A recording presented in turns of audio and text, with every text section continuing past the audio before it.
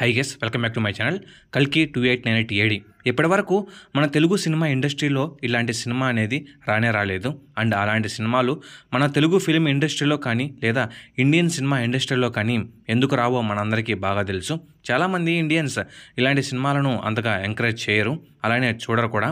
కానీ రీసెంట్గా వచ్చిన బ్రహ్మాస్త్ర ఇంకా హనుమాన్ మూవీస్ ద్వారా మన ఇండియన్ సినిమాలో కూడా ఒక ఫార్ములా వాడితే ఎలాంటి సూపర్ హీరో మూవీస్ అయినా సక్సెస్ అవుతాయి. ఆ ఫార్ములా మరేదో కాదు, మైథాలజీనే ఇలాంటి సినిమాలకు కీ.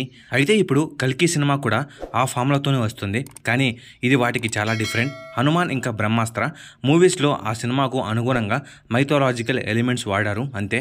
కానీ ఈ కల్కి సినిమానే ఒక mythological story. And Indians mythology విషయంలో ఎంత స్ట్రిక్ట్గా ఉంటారో మీకు ప్రత్యేకించి చెప్పాల్సిన అవసరం లేదు. అందులో హిందూ పురాణాల విషయంలో ఇంకా జాగ్రత్తగా ఉంటారు. మన పురాణాల నుండి స్టోరీను తీసుకునే సినిమా తీస్తున్నారంటే అప్పుడు అది పురాణాల్లో ఉన్న అచ్చం అదే స్టోరీతో ఉండాలి. వాటిని మార్చేసి మనకు నచ్చినట్టు తీస్తామంటే అది కుదరదు కదా. ఆదిపురుష్ ఫెయిల్ అవడానికి అదే మెయిన్ రీజన్. మరి కల్కి సినిమా కూడా అదే తప్పు చేస్తుందా? ఈ సినిమా కూడా కాంట్రవర్సీస్కు దారి తీస్తుందా అంటే లేదు గైస్. నేనైతే ఇలా జరుగుతుందని అసలు అనుకోవడం లేదు. నాకు నాగశ్విని గారి మీద కంటే కూడా విజయశాంతి ప్రొడక్షన్స్ మీదనే ఎక్కువ నమ్మకం ఉంది. వాళ్ళైతే కాంట్రవర్సీస్ క్రియేట్ అయ్యే సినిమాలను తీయరని నేను గట్టిగా నమ్ముతున్నాను. ఇంకా ట్రైలర్లో చాలా విషయాలు మనల్ని మిస్లీడ్ చేసే విధంగా ఉన్నాయని చాలా ఈజీగా చెప్పొచ్చు. ఫస్ట్ మనల్ని మిస్లీడ్ చేసే పాయింట్స్ ఏంటో చెప్తాను వినండి. ఈ ట్రైలర్ చూశాక సుమతి ల్యాబ్ ఎక్స్పెరిమెంట్స్ వల్ల ప్రెగ్నెంట్ అవుతుంది అన్నట్టు మనకి కాన్వే అవుతుంది, కానీ అది అలా జరిగే అవకాశమే లేదు గైస్. ఈ సుమతి ఆల్రెడీ ప్రెగ్నెంట్గా ఉన్నప్పుడే శంబల నుండి తీసుకొచ్చి ఉండొచ్చు కదా, మీరే ఆలోచించండి. ఇలా కూడా జరిగి ఉండొచ్చు. ఒకవేళ ఇలా జరిగితే సుమతి విషయంలో కానీ కల్కి పుట్టుక విషయంలో కానీ ఎవరికి ఎటువంటి ప్రాబ్లం ఉండదు. ఈ పాయింటే ట్రైలర్లో అందరినీ మిస్లీడ్ చేస్తున్న పాయింట్ అని నేను అనుకుంటున్నాను. ఇంకా మరో పాయింట్ భైరవ.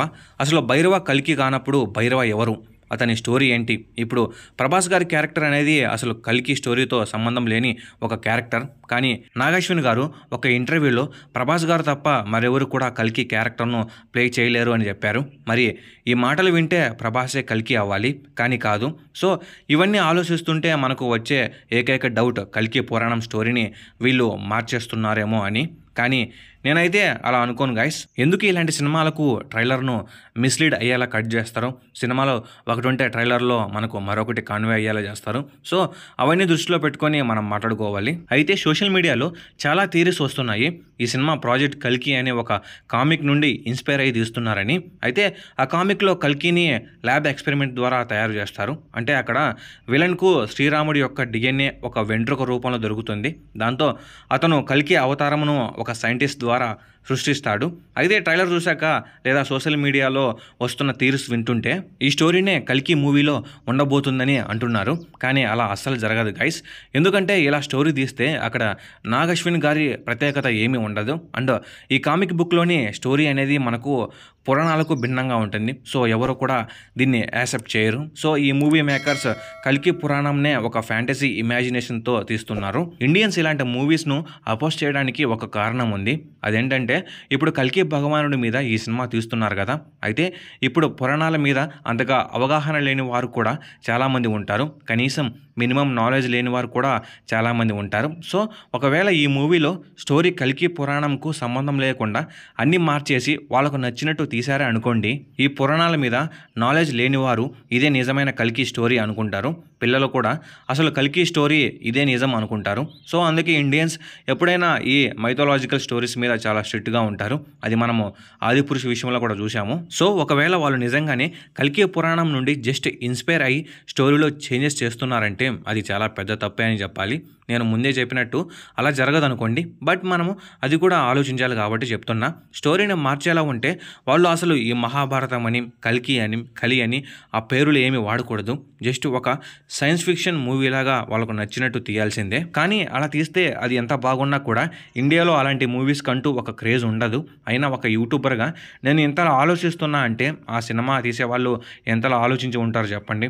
అయినా మన పురాణాలకు మించిన కథలు ఎక్కడ ఉంటాయి చెప్పండి. అసలు కల్కి పురాణం కథ ఒక అద్భుతం అని చెప్పాలి.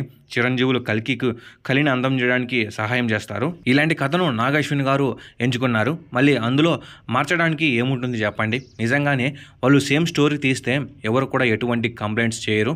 ఎందుకంటే కల్కి స్టోరీ ఉండేది ఫ్యూచర్లో. సో వాళ్ళు ఆ వరల్డ్ను అలా చూపించడమే మంచిది. నాకైతే ఖచ్చితంగా అందరికీ ఈ మూవీ నచ్చుతుంది అని అనుకుంటున్నాను. అయినా మనం ఇది సినిమా చూశాక మాట్లాడుకోవాలి.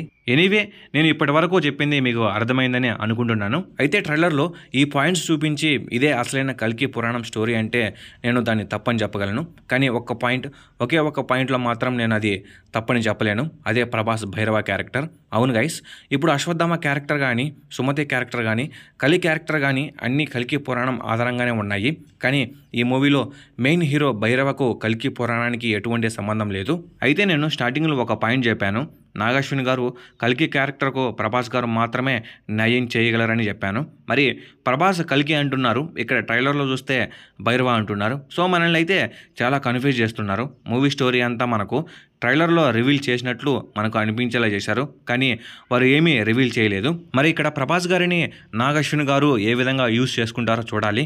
నేను కోరుకునేది ఒకటే, మీరు కల్కి స్టోరీలో చిన్న చిన్న చేంజెస్ చేసినా పర్వాలేదు, కానీ ఆ పవిత్రతను దెబ్బతీయకుండా ఉంటే మాత్రం చాలు. మీరు కావాలంటే ఇంకా కల్కి క్యారెక్టర్కు ఎన్నైనా ఎలివేషన్స్ ఇచ్చుకోవచ్చు, కానీ ఆ క్యారెక్టర్ యొక్క పవిత్రతను మాత్రం ఒక సిల్లీ పాయింట్లో చెడగొట్టకుండా ఉంటే బాగుంటుంది. ఇంకా నేను ఈ సినిమాలో మరొక విషయం కూడా జరగాలని కోరుకుంటున్నాను.